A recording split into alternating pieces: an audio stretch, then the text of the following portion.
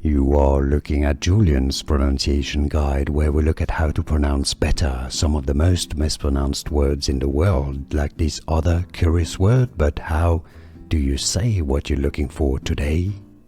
Let's learn how to pronounce this word. It's an interesting word if you want to learn more vocabulary from English, especially from the Bible. Christian, Catholic, stay tuned. I've got many more videos. Hebrew. Sanctity, that's your British English pronunciation here. Sanctity. Stress on the first syllable, sanctity. Now, the American English pronunciation uses a flap T, which sounds like a D, as sanctity. Sanctity. Sanctity, American English pronunciation, or sanctity, British English. And now you know. Here are more videos on how to pronounce more confusing words and names too many mispronounced. Like this video if you found it useful. I appreciate your support. I'll see you soon and thanks for watching.